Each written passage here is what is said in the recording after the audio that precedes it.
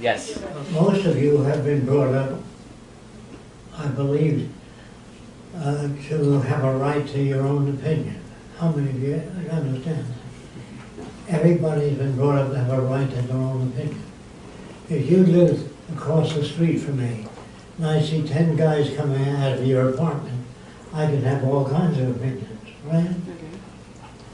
The truth is, I don't know what you do. You could be a language instructor, a ballet instructor, an art instructor.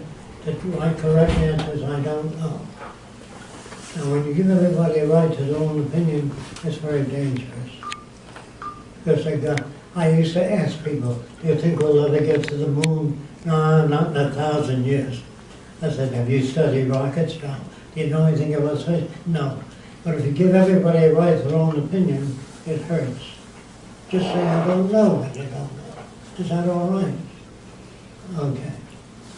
The first word I want to attack is, or the words, is language.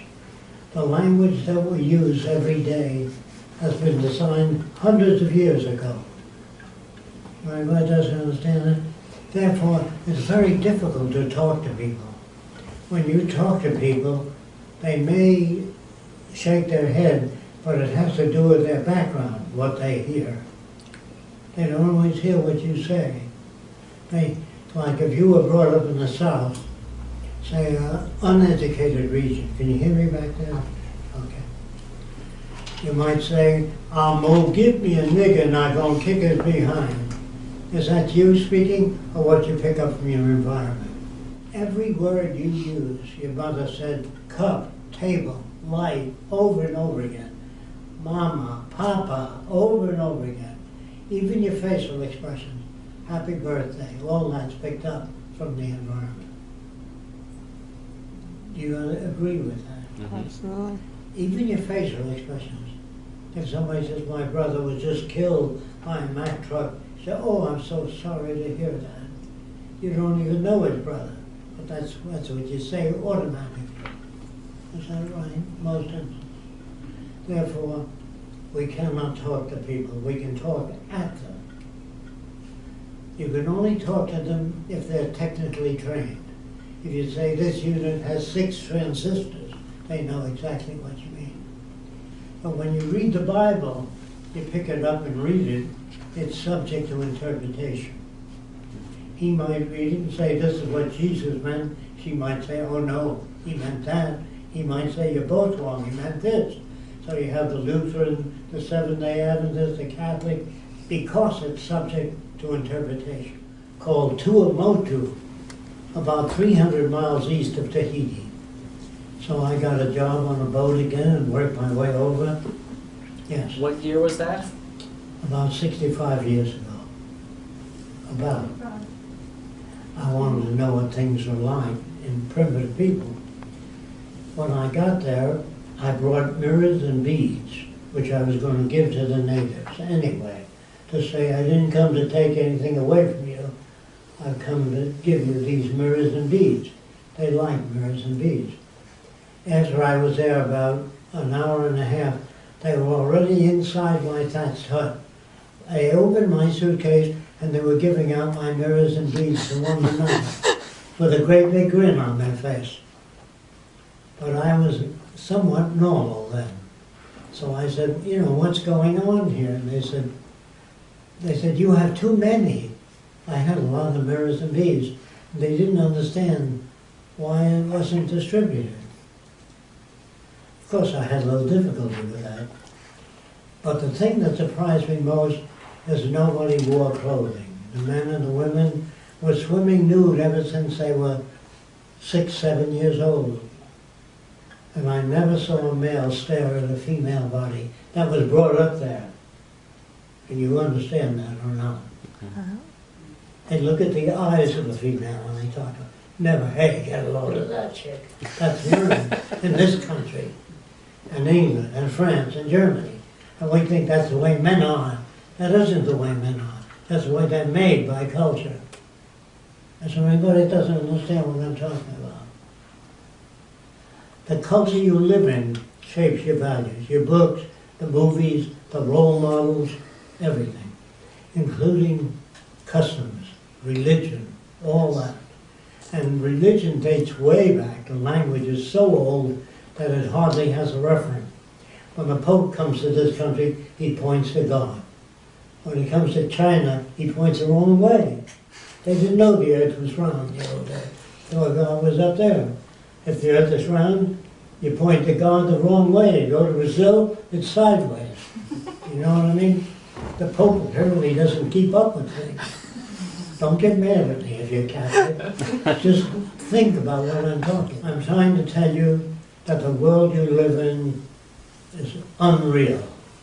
Its language, its customs, its values, its concepts of right and wrong, good and bad, are all artificial. Now let me back it up a little. If you go to ancient Rome, look in your history books, they used to feed Christians to lions. How many of you knew that? Were they bad? Well, they were brought up to believe in many different gods. The god of fertility, the god of vegetation, the god that produces food, the god that gives us victory. They had a whole bunch of gods. And the Christian came to town. Said there's only one God. And they said, listen to that jerk. Because everybody was brought up to believe in many gods.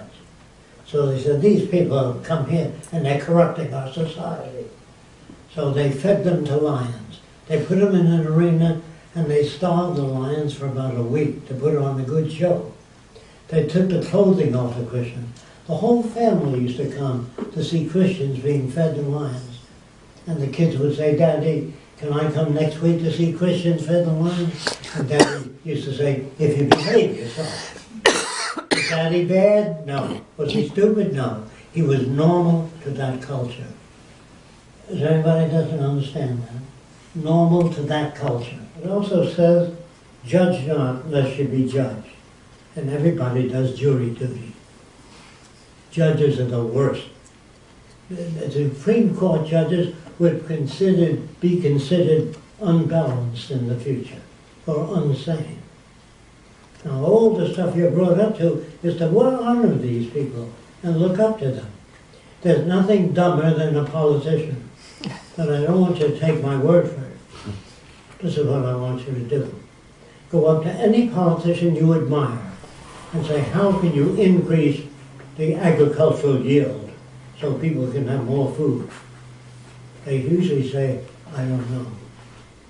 It's not my field. How can you transfer energy across the country with minimum losses? I don't know.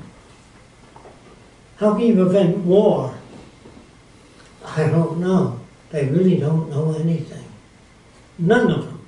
All the way back to George Washington. How many of you knew that George Washington had 300 slaves? Today he'd be run out of town. So all these jerks that you admire all the way back knew nothing. Everything that you have today is technical. Your lights, your washing machine, your refrigerator. Without that, we'd have a hand tool economy. You'd have to work the farm, kill the bugs, and nurture your plants. You'd be there all day long. It's technology, the electric light, that frees you to do other things, spend time with your kids, or due to the internet. They're getting new ways of thinking, and they're revolting against established governments. Once a government is established, who decides what form it takes? By the in-group who made most money. They make the decisions. They make the decisions that got them there. So they try to teach you what keeps them in power. They don't teach you anything that will unseat them. Do you understand that? Okay. This is all governments. They are all basically corrupt. Not intentionally, but due to their upbringing. In the free enterprise system, it's every man for himself. If I can ship stuff to China and get it done cheaper, I will lay you off.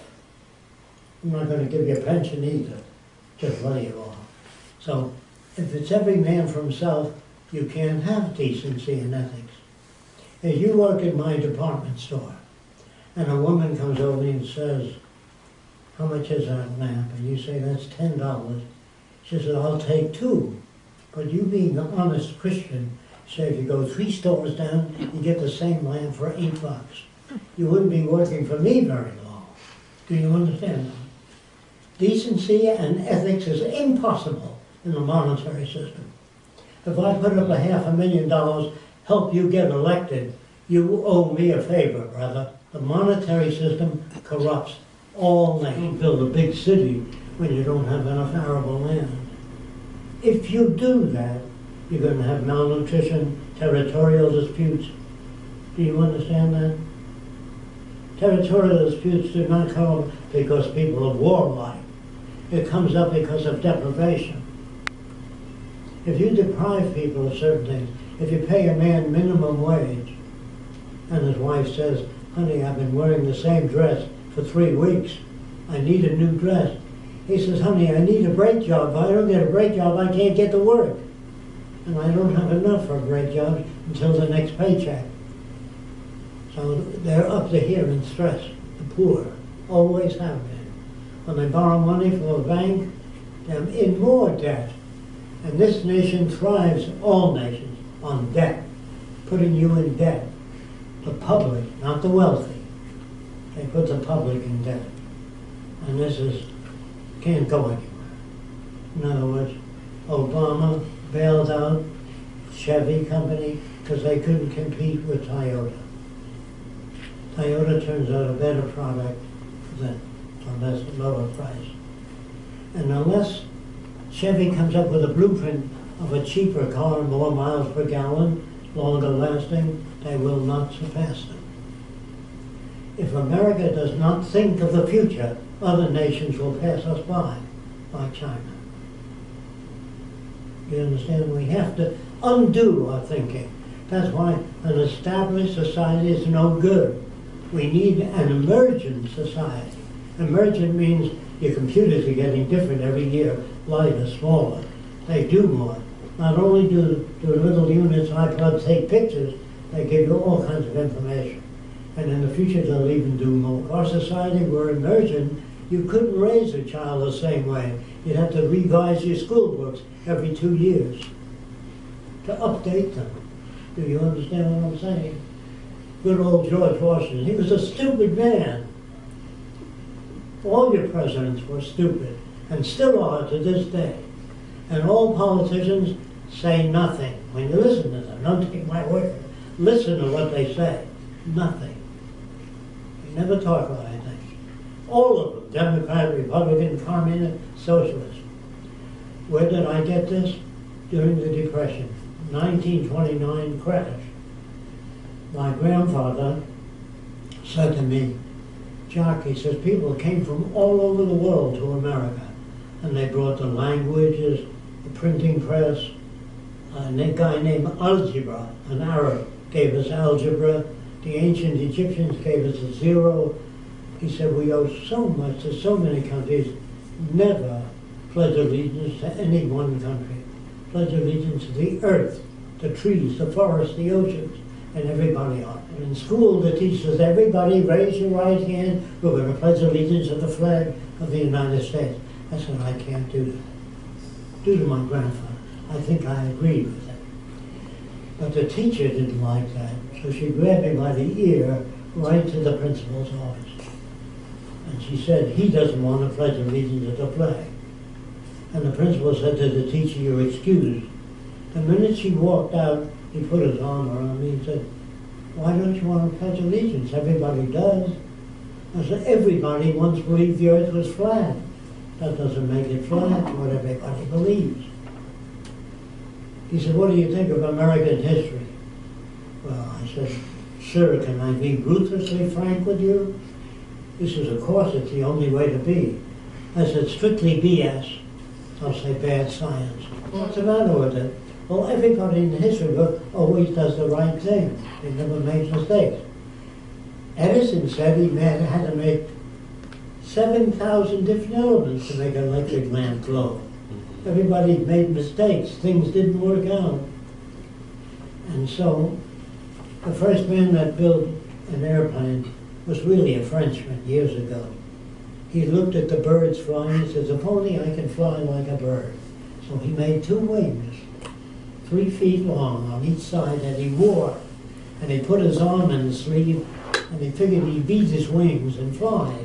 And he jumped off the Eiffel Tower, and he died. And his brother-in-law wrote, make wings larger next time.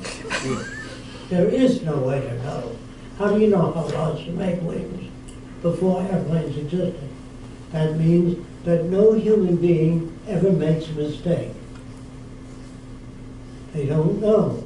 The guy catches a guy in bed with his wife, he shoots them both. He doesn't know how to deal with it. He's never taught how to relate in school. How do you relate to other people? How do you disagree without getting angry? How do you find meaning in your own life? None of that. You learn to be a carpenter, bricklayer, salesperson, an engineer, a doctor, but you don't learn how to relate to people. What do you think of our teaching methods? I said, they're terrible. He said, what's the matter with them? Well, when I spelled cat with a K as a kid, and the teacher said, that's wrong.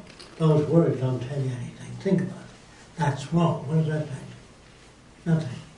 If she said, we use a C instead of a K, that would tell me something.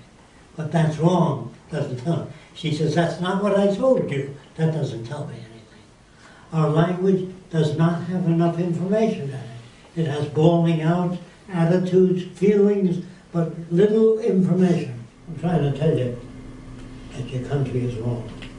We have to redesign the world. If we don't want war, if we don't want poverty, hunger, unemployment, we have to redesign the way society works. I'm going to tell you about that redesign, and tell me what you don't like. They were wrong about people not buying books if they got the books free. They read more, and they knew more, and they asked more questions, and they bought more books. So I decided next door to the library to have a camera center where anybody, can afford it or not, can check out a camera. Next door to that, there's musical instruments. Next door to that, there's anything that people want, you check out, just like the library. That's the end of crime. Nobody's going to break your window and take your watch or rob your house if they can get it at the access center. Now, if you steal a watch worth $150, and if it's your 3rd crime, you might go to jail for 7 years. You know how many watches that is? It's cheaper to give the guy a watch. Think about it. You give him medical care, food, clothing, right? 7 years. And he doesn't learn anything except he hates the fact that he's been put in jail. The Venus Project has no armies, no navies, no prisons, no police. It makes things available to people, and no money. You can't pay off any politicians. You can't sell drugs. You can't open a house of prostitution if there's no money. Everybody can go to the Access Center and access whatever they want. But to do that, you have to declare the earth the common heritage of all the world's peoples. Be honest, where did we get this country from? We stole it from the Indians. Yep. Is that right? That's correct. By force and violence. We killed many, many Indians, but some Indians fought back. They didn't like it. They were pushed onto the desert region. For every Indian you killed, you got $10. The agency said, how do we know that? Bring back a piece of the Indian. So we started a scout. We did the scouting. And we bring back 10 scalps, and we got paid. Where did all this come from? God made it. How long did it take him to make? 6 days. Were you there? How will you know how long it took him to make? Well, if God made everything, he did a lousy job of man, because man destroys the oceans, one another. He's killed more people in God's name. Do you believe in God? My God or your God? And it's your God, and boom.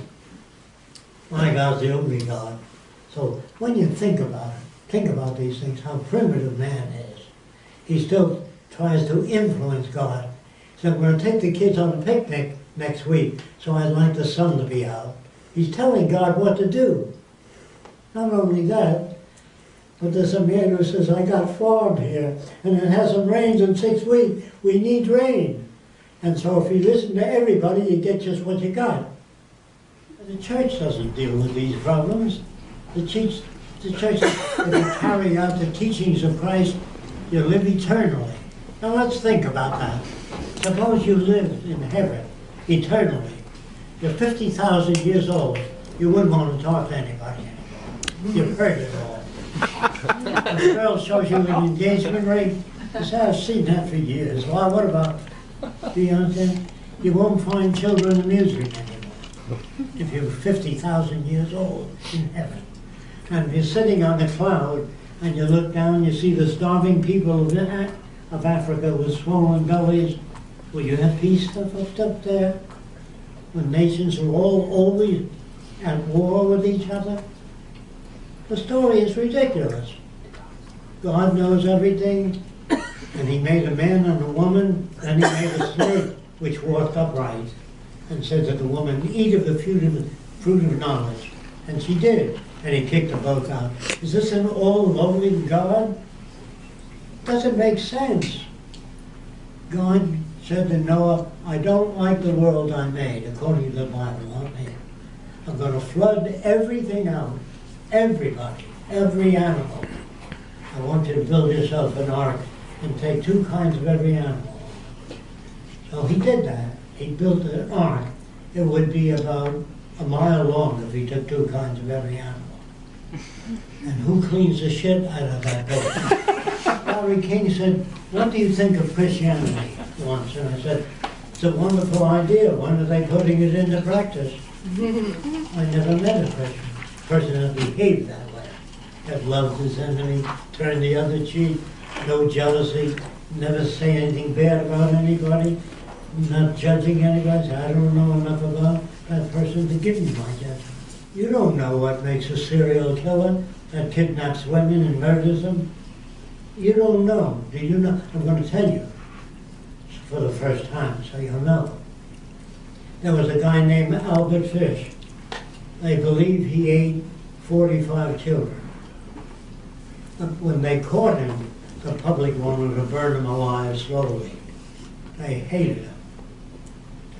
A psychiatrist named Wortham said, don't kill him. The government said, what do you mean? Well, I want to try to find out what made him that way.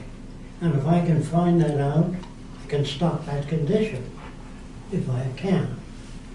So they said, well, go ahead. And here's what he found out.